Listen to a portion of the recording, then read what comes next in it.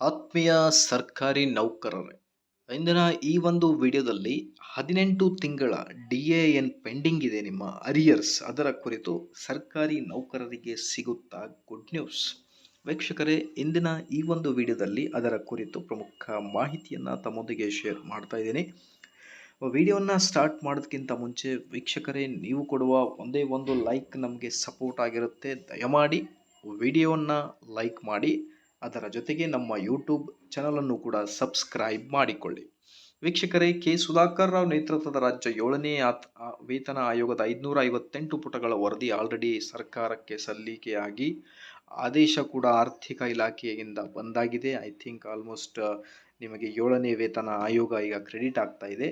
ಈಗ 18 ತಿಂಗಳ DA ಏನು ಬಾಕಿ ಇತ್ತು ಕೋವಿಡ್ ಸಮಯದಲ್ಲಿ, ಆ ಒಂದು DA ಕುರಿತು ಸೆಂಟ್ರಲ್ ಗೌರ್ಮೆಂಟ್ ಎಂಪ್ಲಾಯೀಸ್ಗೆ ಏನು ಮಾಹಿತಿ ಇದೆ ಮತ್ತು ಸ್ಟೇಟ್ ಗೌರ್ಮೆಂಟ್ ಎಂಪ್ಲಾಯೀಸ್ಗೂ ಕೂಡ ಸಿಗುತ್ತಾ ಅಥವಾ ಸಿಗಲ್ಲ, ಇದರ ಕುರಿತು ಈ ಒಂದು ವಿಡಿಯೋದಲ್ಲಿ ಚರ್ಚೆ ಮಾಡ್ತಾ ಬರೋಣ. ವಿಡಿಯೋನ ಸ್ಕಿಪ್ ಮಾಡಲಾರದೆ ಕೊನೆವರೆಗೂ ವಾಚ್ ಮಾಡಿ, ಅದರ ಜೊತೆಗೆ ಲೈಕ್, ಶೇರ್ ಆ್ಯಂಡ್ ಸಬ್ಸ್ಕ್ರೈಬ್.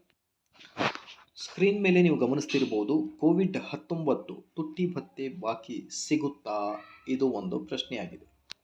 ಹಾಗಾಗಿ ಇತ್ತೀಚೆಗೆ ಸಂಸತ್ತಿನ ಮುಂಗಾರು ಅಧಿವೇಶನದಲ್ಲಿ ಕೇಂದ್ರ ಹಣಕಾಸು ಖಾತೆ ರಾಜ್ಯ ಸಚಿವ ಪಂಕಜ್ ಚೌಧರಿ ಅವರ ಹೇಳಿಕೆಯ ಪ್ರಕಾರ ಕೋವಿಡ್-19 ಸಾಂಕ್ರಾಮಿಕ ಸಮಯದಲ್ಲಿ ಸ್ಥಗಿತಗೊಂಡಿದ್ದ DA ಮತ್ತು ತುಟ್ಟಿ ಭತ್ಯೆ DR ಗಾಗಿ ಸರ್ಕಾರವು 18 ತಿಂಗಳ ಬಾಕಿಯನ್ನು ಬಿಡುಗಡೆ ಮಾಡುವ ಸಾಧ್ಯತೆ ಇಲ್ಲ ಅಂತ ಹೇಳ್ತಾ ಇದ್ದಾರೆ. ಕೋವಿಡ್ ಏಕಾಏಕಿ ಸಮಯದಲ್ಲಿ ತಡೆಹಿಡಿಯಲಾದ ಕೇಂದ್ರ ಸರ್ಕಾರಿ ನೌಕರರು ಪಿಂಚಣಿದಾರರ 18 ತಿಂಗಳ ತುಟ್ಟಿ ಭತ್ಯೆ ಪರಿಹಾರವನ್ನು ಬಿಡುಗಡೆ ಮಾಡಲು ಸರ್ಕಾರವು ಸಕ್ರಿಯವಾಗಿ ಪರಿಗಣಿಸುತ್ತಿದೆ ಎಂಬ ಪ್ರಶ್ನೆಗೆ ಹಣಕಾಸು ಖಾತೆ ರಾಜ್ಯ ಸಚಿವರಾದ ಪಂಕಜ್ ಚೌಧರಿ ಇಲ್ಲ ಎಂದು ಸ್ಪಷ್ಟ ಮಾಹಿತಿಯನ್ನು ನೀಡಿದ್ದಾರೆ.